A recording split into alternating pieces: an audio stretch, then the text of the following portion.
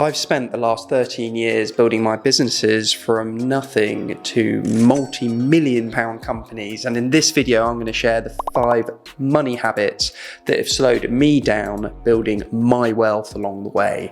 And I think each of these link quite nicely together. Anyway, let's get into it. Number 1, not paying yourself first. If you've read Rich Dad, Poor Dad, you will know Robert talks about how we should prioritize investing in assets before paying your day-to-day expenses. Now, at first, that seems confusing. Surely you have to pay your expenses first. But really, the point of this is about discipline, the importance of building wealth by making saving and investing a non-negotiable part of your financial routine, that you treat setting aside a portion of your income or your company's income to invest in your long-term financial security. Warren Buffett, one of the richest people on the planet, shares a very similar view. However, he phrases it differently.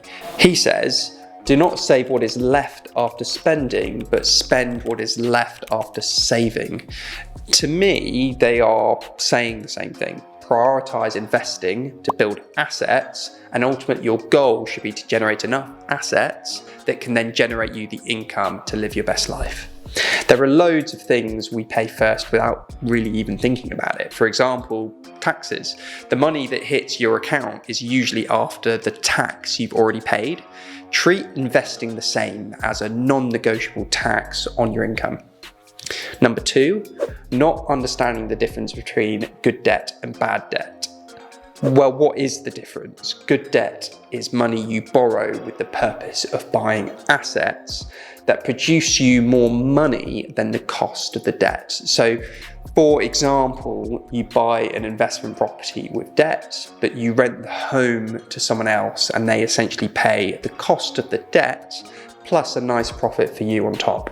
Whereas bad debt is mostly consumer debt, where you borrow money to buy something that isn't creating an income. For example, buying a car on finance. The car isn't making you money, quite the opposite, it's dropping in value. Where bad debt can be considered is if you can cover the costs of the bad debt with the income generating assets, or you can make more money from having the cash to invest than the cost of the debt, which is why understanding that first point I brought up is so important.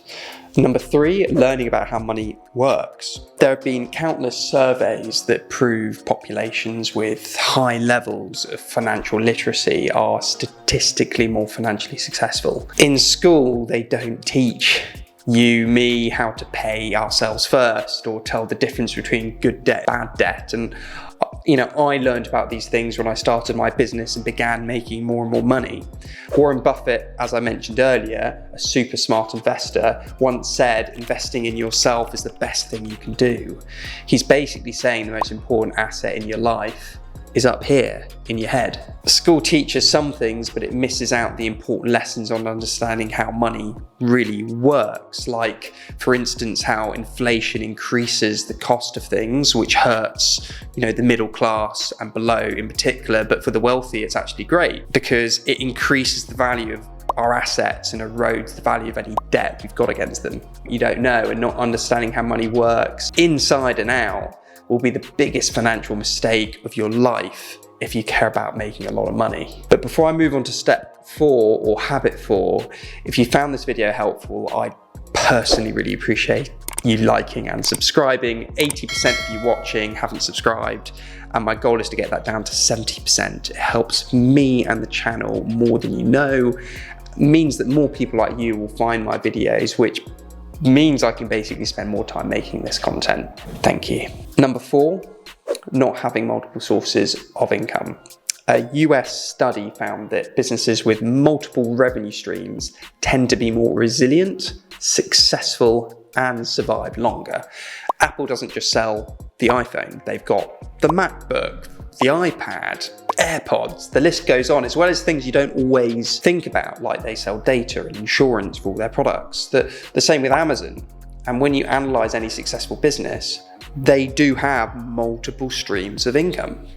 If your income comes from one place and that gets cut, you're screwed. Whereas if your income is a table with many legs of income, if one leg gets cut, the others keep the table afloat.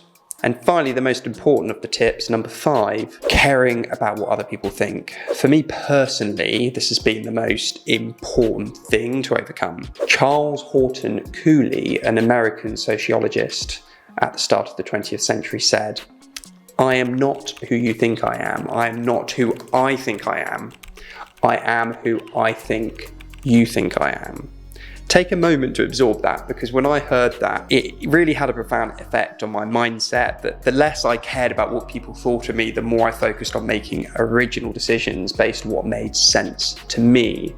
And this extends to superficial stuff like buying a nicer car or bigger house or fancy watch, because a lot of the time you have to ask yourself, are you doing it for you or for what you think people will think of you? No one cares as much as you think they do. See you in the next video.